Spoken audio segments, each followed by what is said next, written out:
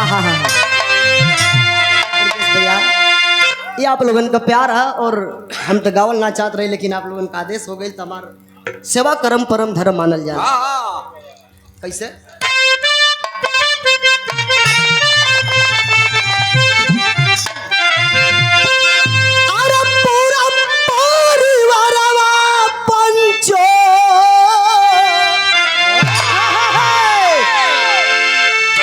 एगो जात का नट गौले रहल, अपन आराधना करत रहल, जीवन का गुजर बसर करे खातिर।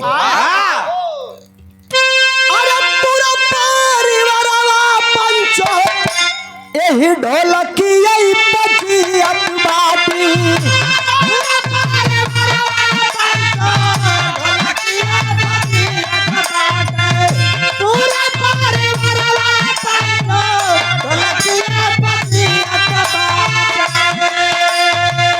जिंदगी में दूसर नाही कैली रे जागारा,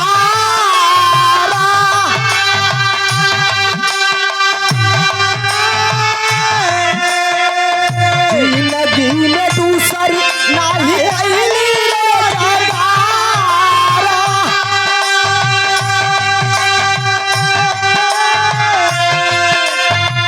खड़ा होके दुलही मर तू वारी ऐसे घाटत होई है,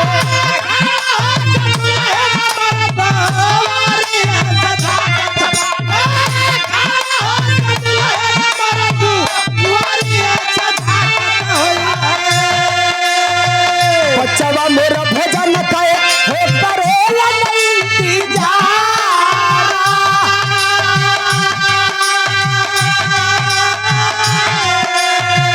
बच्चवा मेरा भजन कहे हो करेला नहीं इंतजार।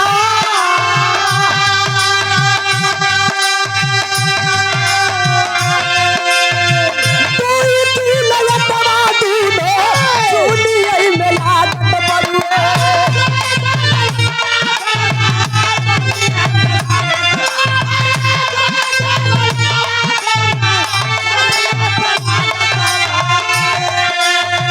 कैसे कैसे हो जाला सजियाई हो बिहार,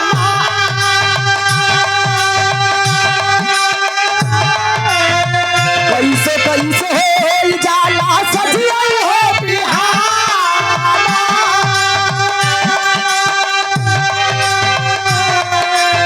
नहीं तो मरनवा वही दिलवा करेला ये भैया,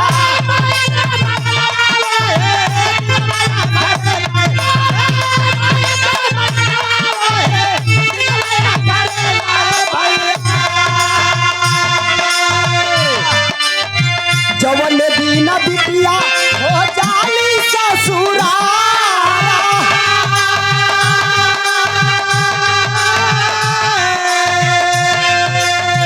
जवन दिन बिटिया हो जाली ससुरा,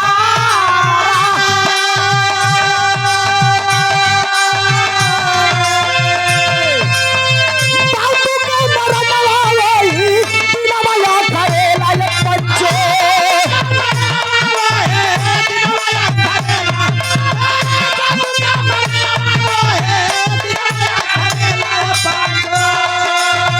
जवन दिन दुआरे पर आवे कर जाता,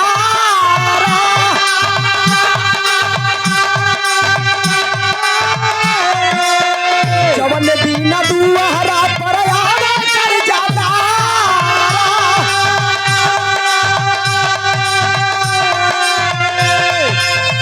भाई का मरनवा वही दिलवा करेला ये साहे,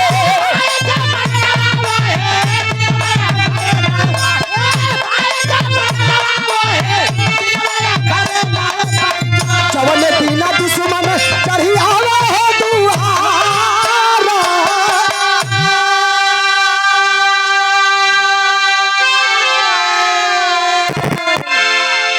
दास से कोनो गलती हुई तो अपन लइका समझ के माफ करी जा।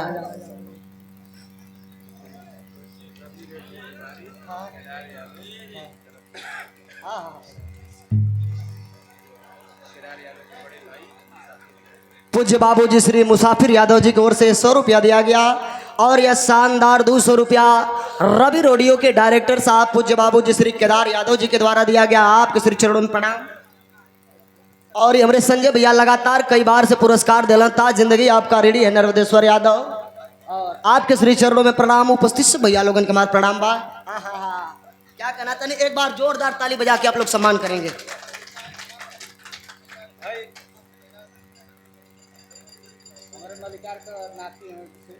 आज हमको बहुत बड़ी खुशी हुई जो आप आल्हा गा रहे हो।